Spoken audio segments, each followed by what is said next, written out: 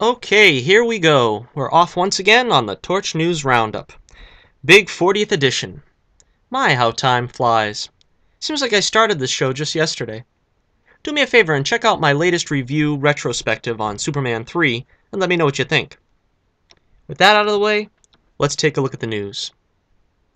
If you are a fan of CW's Riverdale, you can breathe a sigh of relief. CW has renewed the show for next season. That's hardly a shock since the CW tends to renew all their series. But also, Legion is being renewed by FX, which is slightly more surprising. The show has been pretty good, but I didn't really expect them to get an ongoing series out of it.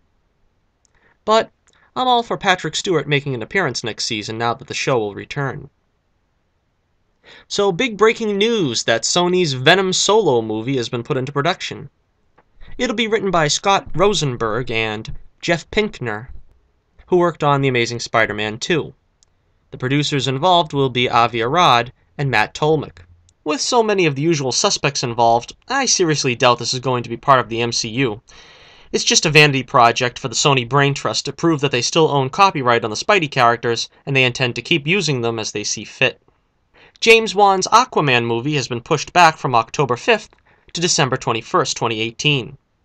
That puts it up against Sony's animated Spider-Man movie, and potentially Disney's Han Solo film that everyone's expecting to get pushed back to December as well. Frankly, I miss the Star Wars films getting released in May like they've always been pre-Disney, so I wouldn't mind if it stays that way. Aquaman, one would think, sounds like a summer movie. Water, the beach, and all that good stuff. I'd have it open in June, but nobody asks me these things. Matthew Vaughn is in talks to helm Man of Steel 2. Vaughn has previously directed X-Men First Class to some acclaim, and he's currently working on the Kingsman sequel. I think he'd be a good fit. Vaughn was quoted as saying, "I think the one thing not to do with Superman, trying to do the serious, the Dark Knight version. Superman is about color and fun, or it should be for me." So it sounds like he gets it. We need a lighter touch after Snyder's take, and Vaughn would be the right man for the job, so let's keep our fingers crossed, shall we?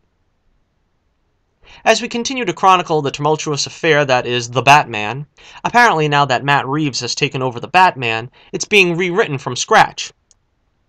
Just like the long-awaited Flash movie starring Ezra Miller, which is now expected to be released in 2020.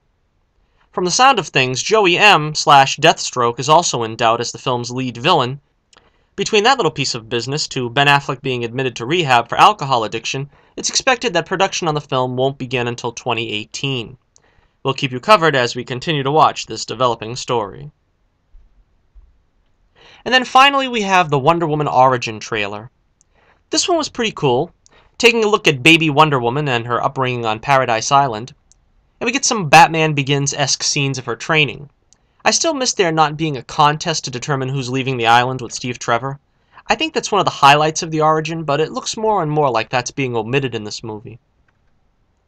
They say she must never know the truth about what she is. Not who she is, what she is.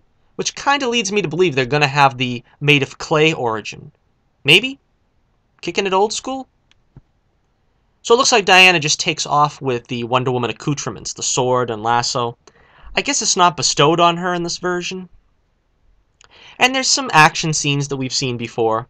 No sign of Ares in sight, but I think the powers that be are a bit leery of showing him, if he's actually in the film at all, after the criticism they received after showing Doomsday in one of the Batman v Superman trailers. So yeah, it looks pretty good. It certainly looks different. But I'm still looking forward to it, and hopefully it'll live up to expectations. We can only hope, right?